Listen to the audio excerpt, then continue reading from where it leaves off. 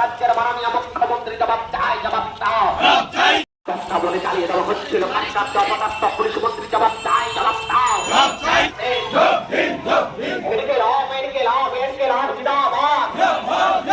নারীদের সুরক্ষা বতাসের সুরক্ষার দাবিতে নন্দীগ্রাম থানা ডেপুটেশনে দলে দলে যোগ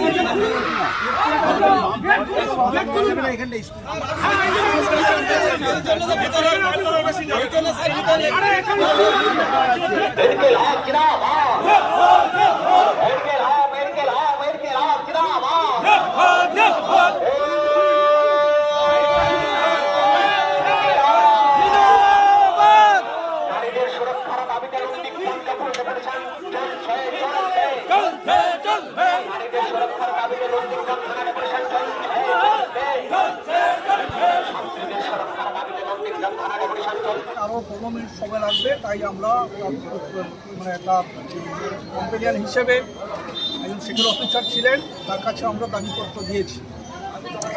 আমরা বলেছি পুলিশ প্রশাসনকে আমরা নিরপেক্ষ ভূমিকায় দেখতে চাই। আরজিকর মেডিকেল কলেজের ঘটনায় প্রশাসন যে ভূমিকা দেখিয়েছে নিরপেক্ষতা আমরা দেখতে পাইনি। একজন ডাক্তার, তরুণী ডাক্তারকে ধর্ষণ করে খুন করা হলো, অথচ প্রথমেই বলা হলো অসুস্থ, তারপরে বলা হলো আত্মহত্যা করেছে। তার দেহটা পুলিশই হস্তক্ষেপে, পুলিশ তৎপরতার সঙ্গে দেহটাকে দাহ করে দিয়েছে, প্রিজার্ভ করেনি, ফরেন্সিক তদন্তের চেষ্টা করেনি।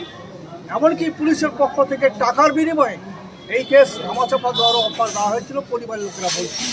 স্বভাবতই আমরা এই ধরনের ঘটনা যাতে নন্দীগ্রামের পুলিশ যাতে এটা নিয়ে আমাদের দাবিপত্রটা রাজ্য স্তরে পড়ার পরে এবং এখানে নন্দীগ্রামের পরিবেশে যাতে পুলিশের নিরপেক্ষ ভূমিকা আমরা দেখতে পাই, সেটা আমরা দাবি করেছি।